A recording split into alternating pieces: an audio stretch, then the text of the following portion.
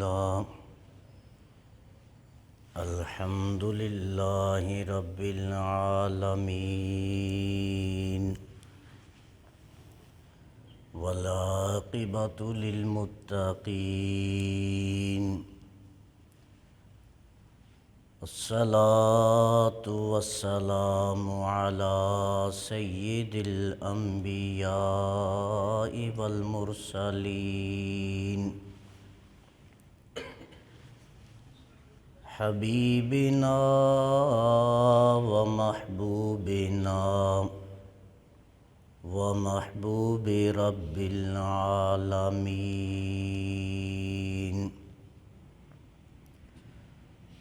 محمد المبعوث رحمة للعالمين وعلى آله وأصحابه أجمعين أما بعد فأعوذ بالله من الشيطان الرجيم بسم الله الرحمن الرحيم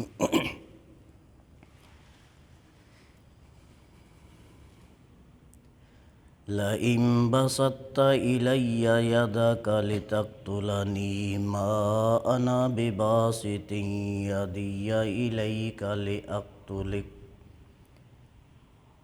ما أنا بباسط يدي إليك لأقتلك إني أخاف الله رب العالمين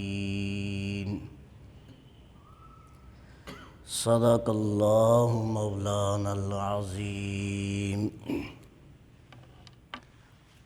وبلغنا رسوله النبي الكريم الأمين الرؤوف الرحيم ونحن على ذلك لمن الشاهدين والشاكرين والحمد لله رب العالمين اللهم صل على سيدنا ومولانا محمد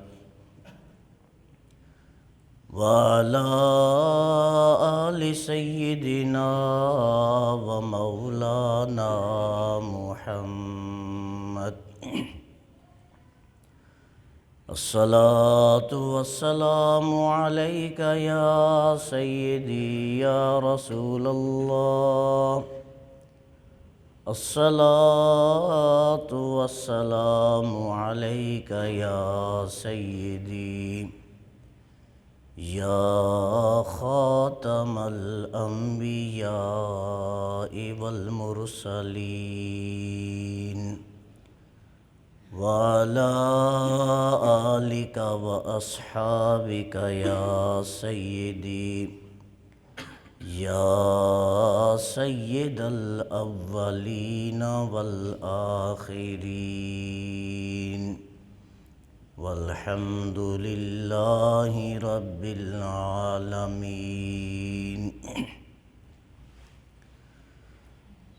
حمد و ثنا کے بعد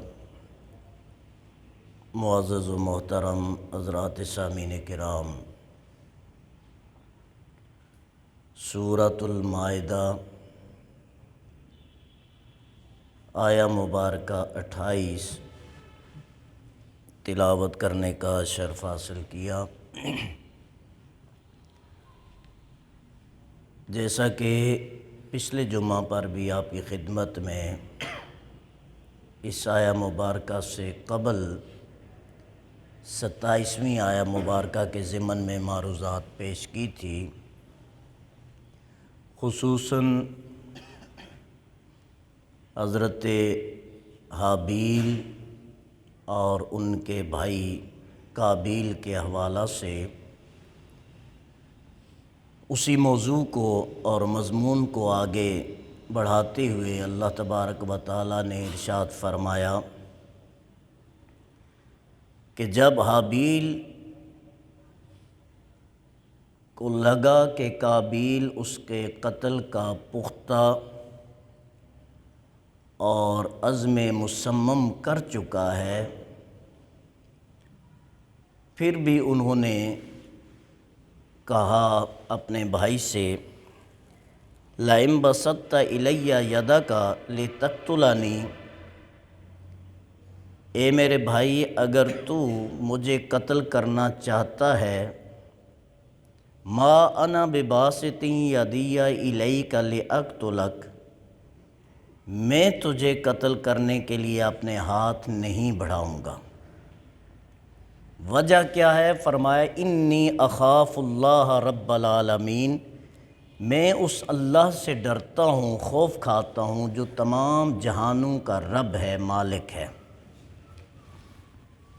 حضور سیدی ضیاء الامت پیر محمد کرم شاہ الازہری رحمۃ اللہ تعالی علیہ اپنی تفسیر ضیاء القرآن میں اس آیہ مبارکہ کے ضمن میں رقم طراز ہیں، تحریر فرماتے ہیں کہ بھائی کا قتل کرنا کوئی آسان کام نہیں ہوتا۔ کسی بھی انسان کا قتل کرنا آسان نہیں ہے، جو سگا بھائی ہو اس کا قتل کرنا یہ تو انتہائی مشکل اور دل گردے کا کام ہوتا ہے۔ تو فرماتے ہیں کہ کتنا ہی وقت قابیل کو لگا ہوگا کہ میں حضرت حابیل کو قتل کروں یا نہ کروں۔ اس کے ذہن میں یہ یقیناً خیال آیا ہوگا، یہ میرا ماجایا ہے، یہ میرا سگا بھائی ہے، اس کو اگر میں نے قتل کیا تو میرے والد مجھ سے ناراض ہوں گے، والدہ ناراض ہوگی، لوگ کیا کہیں گے، اللہ کا غضب جو ہے وہ مجھ پہ جو ہے نازل ہو سکتا ہے۔ تو بہت سارے وسوسات، بہت سارے خدشات، بہت سارا خوف اس کے دل میں آیا ہوگا۔ اس کے بعد جو ہے اس نے اس کام کو انجام دیا ہوگا، اور وہ اتنا آسان نہیں تھا۔ قرآن کی زبانی سماعت فرمائیں کہ کس کشمکش میں وہ رہا اور کس طرح آخر اس نے اس فعل کو جو ہے فعل بد کو انجام دیا۔ تو بہرکیف جب اس نے یہ ارادہ ظاہر کیا تو حضرت حابیل نے ارشاد فرمایا، اگر تو مجھے قتل کرنا چاہتا ہے لیکن میں تجھے قتل کرنے کا ارادہ نہیں رکھتا۔ یہاں ایک بات ذہن میں آتی ہے کہ جب دوسرا بندہ قتل کرنے کا پکا اور پختہ عزم اور ارادہ کر چکا ہے، اور حابیل علیہ السلام یہ فرما رہے ہیں کہ میں ہاتھ نہیں بڑھاؤں گا، اس کا کیا مطلب کہ وہ خاموش ہو کے ان کے سامنے کھڑے ہو گئے، قابیل کے سامنے، کہ ٹھیک ہے میرا سر حاضر ہے، قتل کر دے۔ تو آپ فرماتے ہیں شریعت کا حکم یہ ہے کہ اپنے دفاع میں، سیلف ڈیفینس میں حملہ کرنا صرف جائز ہی نہیں، واجب ہے اپنی جان بچانے کے لیے۔ وہ جو حضرت حابیل نے کہا کہ میں تجھے قتل نہیں کروں گا، اس کا مطلب یہ ہے کہ میں تیرے قتل میں پہل نہیں کروں گا، میں آغاز نہیں کروں گا، حملہ پہلے تو کرے گا، میں حملہ کرنے میں پہل قطعاً نہیں کروں گا۔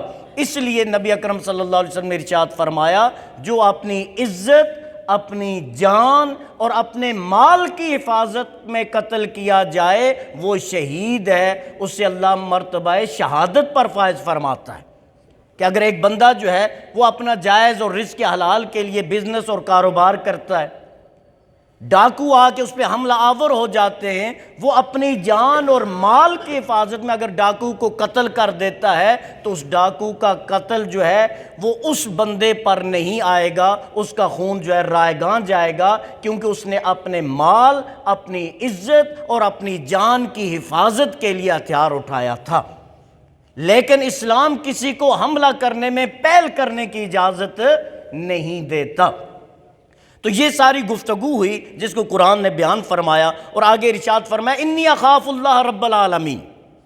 تیری نیت کیا ہے، تیرا ارادہ کیا ہے، تو کیا کرنا چاہتا ہے، یہ تیرا مسئلہ ہے۔ میری بات یہ ہے کہ میں تجھ پر حملہ کرنے میں پہل نہیں کروں گا، کیونکہ میں اللہ سے ڈرتا ہوں، اور اللہ کون ہے؟ فرمایا رب العالمین، وہ تمام جہانوں کا رب ہے، اس کا خوف میرے دل میں موجود ہے۔ اور آگے ارشاد فرمایا یہ انہیں حضرت حابیل قابیل کو موٹیویٹ بھی کر رہے ہیں کہ اس غلط کام سے بچ جائے اور یہ گناؤنا جو ہے فعل جو ہے سر انجام وہ نہ دے۔ آگے ارشاد فرماتے ہیں انی اریدو، میں یہ چاہتا ہوں، یہ دو بھائیوں کی گفتگو ہو رہی ہے۔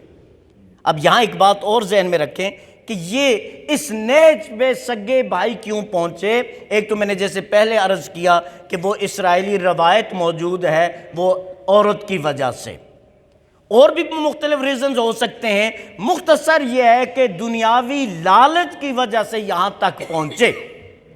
بات کوئی بھی ہو، اصل بات کیا ہے، مدعا کیا ہے اصل؟ کہ دنیا کی لالچ، دنیا کا مفاد، دنیا کی حرص، دنیا کی طمع نے جو ہے دو سگے بھائیوں کو قتل کرنے پر، ایک دوسرے کو قتل کرنے پر مجبور کر دیا۔ تو یہاں سے آپ یہ ذہن میں رکھیں کہ یہ دنیا کی لالچ انسان کو کہاں تک پہنچا دیتی ہے۔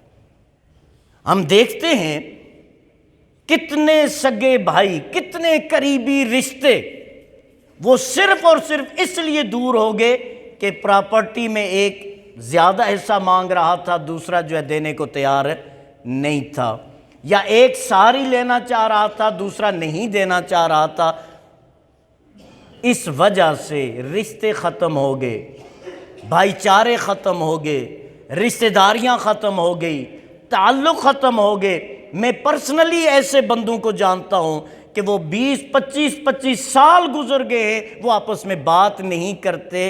وجہ کیا بنی تھی؟ یہ ڈیم کے معاوضوں میں ایک بھائی زیادہ لے گیا، دوسرے کو کم ملا، اور اسی ناراضگی میں کئی لوگ قبر تک پہنچ گئے۔ وہ جس کو کم ملا وہ کم بھی یہیں پڑا ہوا ہے، جس کو زیادہ ملا وہ زیادہ بھی یہیں پڑا ہوا ہے، لیکن وہ دو لوگ یہاں دونوں میں سے کوئی موجود نہیں ہے۔ یہ دنیا کی حقیقت اور یہ ہماری لالچ کا المیہ ہے۔ تو اسی لالچ کی بنیاد پر قابیل نے کہا میں تو تجھے نہیں چھوڑوں گا، اور حابیل نے کیا کہا؟ میں تجھ پر حملہ نہیں کروں گا، میں اللہ سے ڈرتا ہوں۔ ایک دوسرا فرمایا انی اریدو، میں یہ چاہتا ہوں ان تبوء باسمی و اسمک، کہ میرے گناہ کا بوجھ بھی تیرے سر لگے اور تیرے اپنے گناہ کا بوجھ بھی تیرے سر پر رہے، میں یہ چاہتا ہوں۔ اور پھر تو ہوگا کون؟ فتکون من اصحاب النار، اور تو جہنمی بن جائے گا۔ وجہ کیا ہے؟ بِاسْمِی، میرے گناہ کا بوجھ بھی تیرے سر پہ آئے۔ نبی اکرم صلی اللہ علیہ وسلم نے ارشاد فرمایا، یہ میں بات ایکسپلین کرنا چاہ رہا ہوں کہ ایک بندے کا گناہ دوسرے کے سر کیسے جا سکتا ہے؟ بھائی وہ قاتل ہے، قتل کا گناہ تو ویسے بھی اس کے سر آنا تھا، تو پھر حضرت حابیل کیوں فرما رہے ہیں کہ میرے گناہ کا بوجھ بھی تیرے سر پر جائے؟ اور قرآن فرماتا ہے وَلَا تَعْزِرُ وَازِرَةٌ وِزْرَ أُخْرَى، کوئی کسی کے گناہ کا بوجھ نہیں اٹھائے گا۔ تو یہاں کیسے جو ہے ایک کا بوجھ دوسرے کے سر جا رہا ہے؟ تو حدیث شریف ہماری رہنمائی کرتی ہے۔ یہ آپ جانتے ہیں قرآن کی شان کیا ہے؟ يُضِلُّ بِهِ كَثِيرًا وَيَهْدِي بِهِ كَثِيرًا۔ قرآن کی شان یہ ہے کہ اللہ قرآن پڑھنے والوں کو، بہت ساروں کو قرآن پڑھ کے جو ہے وہ گمراہ ہو جاتے ہیں، اور بہت سارے قرآن پڑھ کے کیا حاصل کرتے ہیں؟ ہدایت پاتے ہیں۔ تو جو قرآن کو اپنی مرضی سے پڑھتے ہیں وہ گمراہ ہو جاتے ہیں، اور جو قرآن کو حدیث کی روشنی میں جو ہے وہ پڑھتے ہیں وہ کیا ہوتے ہیں؟ وہ ہدایت پا جاتے ہیں۔ تو رسول اللہ صلی اللہ علیہ وسلم نے ارشاد فرمایا قیامت کے دن ظالم اور مظلوم کو آمنے سامنے کیا جائے گا۔ اسی لیے آقا صلی اللہ علیہ وسلم نے ارشاد فرمایا الظلم ظلمات یوم القیامہ، یہ جو ظلم دنیا میں کرتے ہو نا، یہ قیامت کے دن تمہارے لیے باعث اندھیرا بن جائے گا۔ ظلم، کسی کو قتل کرنا ہی ظلم نہیں ہے، کسی کا حق غصب کرنا بھی ظلم ہے، کسی کی عزت اچھالنا بھی ظلم ہے، کسی کی غیبت کرنا بھی ظلم ہے، کسی کا پلاٹ ہتھیانا بھی ظلم ہے، کسی کا گھر پر قبضہ کرنا بھی ظلم ہے۔ بہن کو باپ کی وراثت سے حق نہ دینا بھی ظلم ہے، اور بھائی کو اس کا پورا حق نہ دینا یہ بھی ظلم ہے۔ اور یہ قیامت کے دن کیا بن جائیں گے؟ ظلمات، اندھیرے بن جائیں گے۔ آقا کریم صلی اللہ علیہ وسلم نے ارشاد فرمایا قیامت کے دن ظالم اور مظلوم کو آمنے سامنے کیا جائے گا۔ پھر مظلوم اللہ کی بارگاہ میں اپنا کیس پیش کرے گا کہ یا اللہ، اس نے مجھے وہاں تکلیفیں دی ہیں، میرا فلاں فلاں حق اس نے غصب کیا ہے۔ تو اللہ تعالیٰ اس ظالم کی نیکیاں مظلوم کے نامہ اعمال میں ڈال دے گا۔ نیکیاں کس نے کی تھی؟ ظالم نے۔ اب وہ نیکیاں کیا ہیں؟ یہ بھی بات سوچنے والی ہے۔ اسلام میں نیکی کس چیز کو کہتے ہیں؟ نماز پڑھنا نیکی، روزہ رکھنا نیکی، مسجد بنانا نیکی، مدرسوں کی خدمت کرنا نیکی، کنویں کھدوانا نیکی، کسی غریب کی بچی کی شادی کروانا نیکی، حج اور عمرے کرنا نیکی، یہ ساری نیکیاں ہیں۔ لیکن اس کے باوجود اگر وہ ظالم ہے تو قیامت کے دن مظلوم وہ اس کی ہوئی نیکیاں چھین لے گا۔ اب غور فرمائیں، وہاں یہ نیکیاں کس کے حصے میں چلی جائیں گی؟ مظلوم کے حصے میں۔ آقا کریم صلی اللہ علیہ وسلم نے ارشاد فرمایا اگر نیکیاں دے کے بھی حساب برابر نہیں ہوتا تو پھر اس مظلوم کے گناہ ظالم کے حصے میں جائیں گے۔ گناہ کس نے کیے تھے؟ مظلوم نے، اور سزا کون پائے گا؟ ظالم پائے گا۔ تو اس آیت کا مفہوم یہ ہے ان تبوء باسمی و اسمک، کہ تم میرے گناہوں کا بوجھ بھی ظلم کر کے اپنے سر لے رہا ہے اور اپنے گناہوں کا بوجھ بھی اپنے سر لے رہا ہے۔ اور جب یہ سارا ہوگا تو ارشاد فرمایا فتکون من اصحاب النار، پھر تو جہنمی بن جائے گا۔ تو دوستو، میں عموماً عرض کرتا ہوں کہ ہم میں سے کوئی بھی یہ نہیں کہہ سکتا کہ میں اللہ کی عبادت پرفیکٹ کر رہا ہوں۔ جو ٹوٹی پھوٹی عبادت ہوتی ہے اس میں بھی اگر ہم کسی پہ ظلم کرتے ہیں تو یاد کر لے کہ ہم ظلم کر کے مظلوم کی دنیا خراب کر رہے ہیں، لیکن اس کی وجہ سے ہماری آخرت برباد ہو رہی ہے۔ اب فیصلہ ہمیں کرنا ہے۔ ظالم اگر ظلم کرتا ہے تو مظلوم کو کیا نقصان پہنچائے گا؟ آخرت کے حوالے سے نقصان نہیں، کس حوالے سے نقصان پہنچائے گا؟ اس کی دنیا کو تباہ کر دے گا۔ اب وہ دنیا کتنی ہے؟ 60 سال، 70 سال، 80 سال، 100 سال، ختم۔ تو ظالم نے مظلوم کو ستایا ہوگا 10 سال، 20 سال، 30 سال، لیکن ظالم کا حشر کیا ہوگا قیامت کے دن؟ کہ اس کی نیکیاں مظلوم کو ملیں گی، اور اس سے اگر بھرپائی نہ ہوئی تو پھر مظلوم کے گناہ ظالم کے نامہ اعمال میں ڈال دیے جائیں گے، اور پھر کیا ہوگا؟ دوسرے کے گناہ کی وجہ سے جہنم میں جائے گا۔ تو ارشاد فرمایا فَتَكُونَ مِنْ أَصْحَابِ النَّارِ، اور وَذَلِكَ جَزَاءُ الظَّالِمِينَ، ظالموں کی یہی جزا ہے۔ جو ظالم ہیں ان کی کیا ہے؟ یہی جزا ہے کہ دوسروں کے گناہ لے کے اپنی نیکیاں دے کے کہاں جائیں گے؟ جہنم میں جائیں گے۔ یہ ساری باتیں ہونے کے بعد، اس کے بعد بھی قابیل کا دل نرم نہیں ہوا۔ وہ دنیا کی لالچ، دنیا کی ہرس، دنیا کی طمع جو ہے اس نے اسے اتنا پاگل کر دیا کہ یہ ساری باتیں سن کر، کیونکہ حابیل اور قابیل دونوں کس کی اولاد تھے؟ حضرت آدم علیہ السلام۔ اور حضرت آدم علیہ السلام کون ہیں؟ اللہ کے پہلے نبی دنیا میں، دنیا پہ اللہ کے پہلے نبی۔ تو اللہ کے نبی کے بیٹے ہونے کی حیثیت سے کیا فوراً سے جو ہے قابیل نے قتل کا ارادہ بنا دیا اور فیصلہ کر لیا ہوگا؟ نہیں، ہرگز نہیں۔ ہوا کیا؟ قرآن کی زبانی سمجھنے کی کوشش فرمائے۔ اللہ فرماتا ہے فَطَوَّعَتْ لَهُ نَفْسُهُ، پس آسان بنا دیا اس کے لیے اس کے نفس نے قتل اخی، اپنے بھائی کے قتل کو۔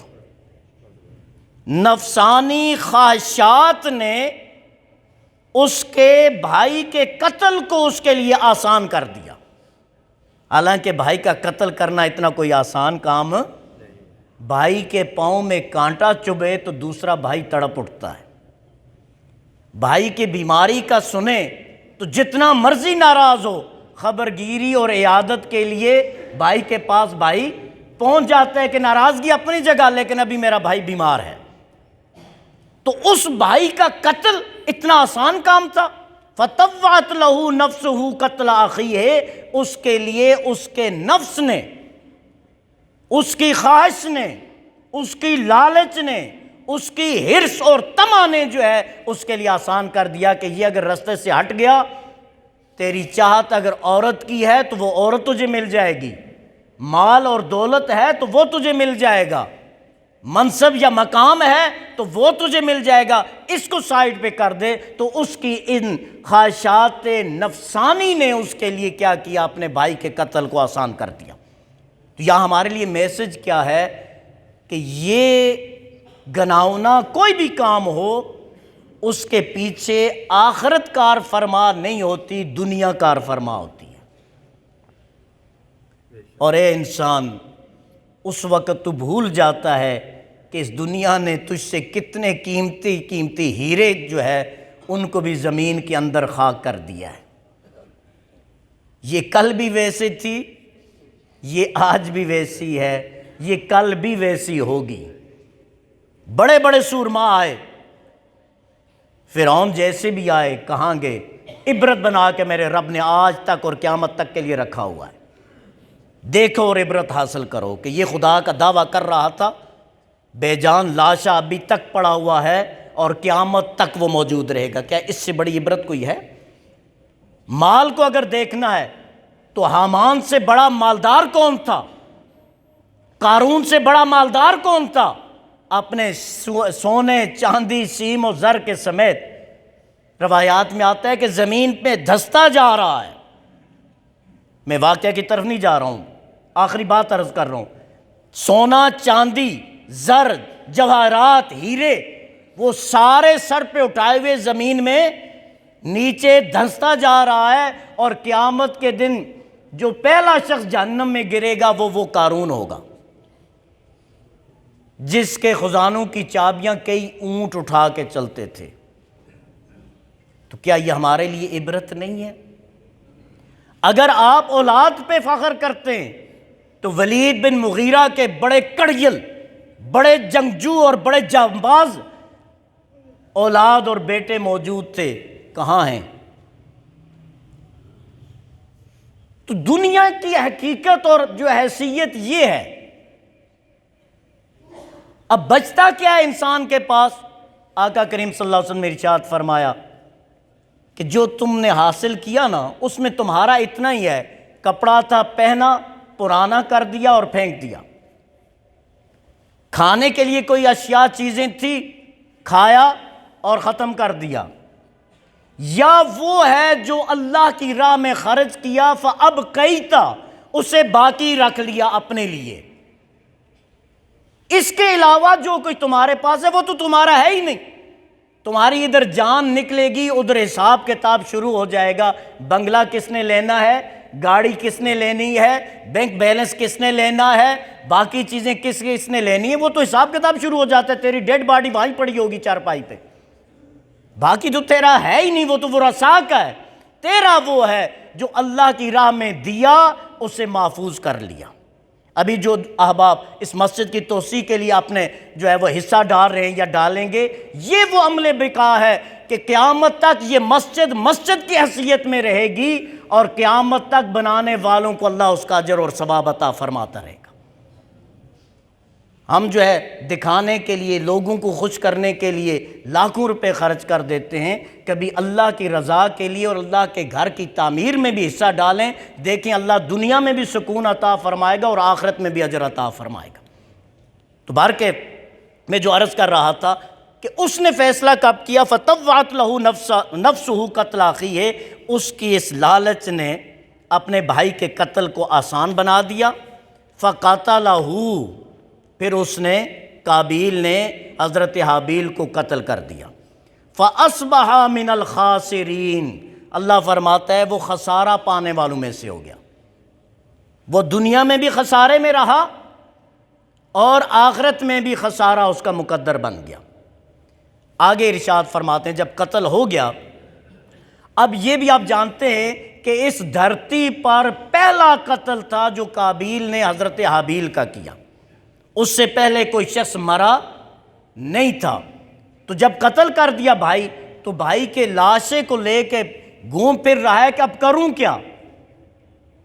رات کو والد نے بھی آنا ہے، دوسرے بھائیوں نے بھی آنا ہے، رشتہ داروں کو بھی پتہ چلے گا، اب اس کا کیا کروں؟ اسے سمجھ نہیں آ رہی تھی۔ اللہ فرماتا ہے فَبَعَثَ اللَّهُ غُرَابًا، اللہ نے ایک کوے کو بھیجا، يَبْحَثُ فِي الْأَرْضِ، اس نے اپنی چونچ سے گڑھا بنانا شروع کیا، زمین میں زمین کو کھودنا شروع کیا، لِيُرِيَهُ، تاکہ وہ کوا قابیل کو بتائے کیف یواری سوءۃ اخیہ، کہ وہ اپنے بھائی کی لاش کو کس طرح چھپائے۔ جب اس نے یہ منظر دیکھا قابیل نے کہ ایک کوا زمین کھود رہا ہے، اسے خیال آیا کہ ہاں زمین کے اندر بھائی کے لاشے کو دفن کر دیا جائے، اور پھر کہنے لگا یا ویلتا، ہائے ہلاکت، ہائے افسوس، اعجزت ان اکون مثل ھذا الغراب، میرے پاس اس کوے جتنی بھی عقل نہیں ہے، میرے ذہن میں یہ بھی خیال نہیں آیا۔ اور آپ جانتے ہیں جب بندہ گناہ کرتا ہے نا تو عقل کام کرنا چھوڑ دیتی ہے، وہ کوئی نہ کوئی الٹی سیدھی حرکت گھبراہٹ میں کرتا ہے۔ تو جب اس نے یہ دیکھا، کہا کہ افسوس، مجھ پہ ہلاکت، میرے اندر تو اس کوے جتنا بھی عقل نہیں ہے۔ فَأَوَارِيَ سَوْءَةَ أَخِيهِ، پھر اس نے اپنے بھائی کے لاشے کو دفن کر دیا۔ فَأَصْبَحَ مِنَ النَّادِمِينَ، اور وہ شرمندہ ہونے والوں میں سے ہو گیا۔ تو حضرات محترم، یہ آگے بھی ایک آیہ مبارکہ اور بھی ہے، انشاءاللہ اگلے جمعے پہ آپ کی خدمت میں عرض کروں گا۔ تو کہنے کا مقصد یہ ہے کہ اس دنیا نے جو ہے جھگڑے، لڑائیاں، قتل اور غارت تو کروائے ہیں، لیکن یہ دنیا کسی کی بنی نہیں ہے۔ اس دنیا نے رشتے اور تعلق تو ختم کروائے، قطع تلقیاں تو کروائی ہیں، لیکن اس دنیا نے کسی کا ساتھ نہیں دیا۔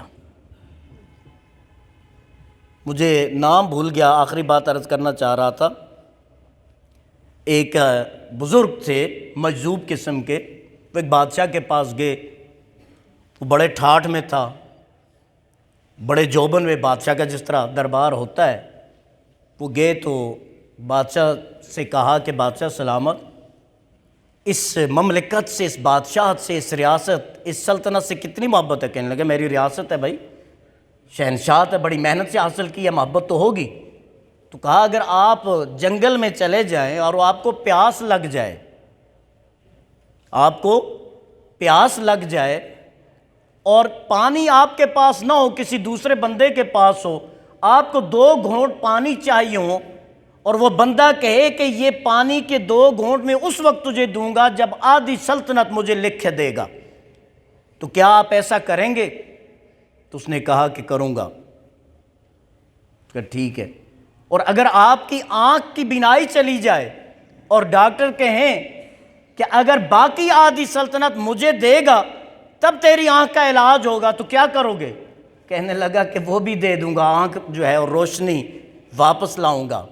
تو فرمانے لگے یہ دنیا کی حقیقت ہے، 2 گھونٹ پانی میں آدھی سلطنت دینے کو تیار ہے، تو ایک آنکھ کی روشنی واپس لانے کے لیے آدھی دوسری سلطنت دینے کو تیار ہے، تو اس سلطنت سے محبت کا کیا فائدہ کہ جو اتنا جلد تجھے چھوڑ کے کسی دوسرے کے پاس چلی جائے گی۔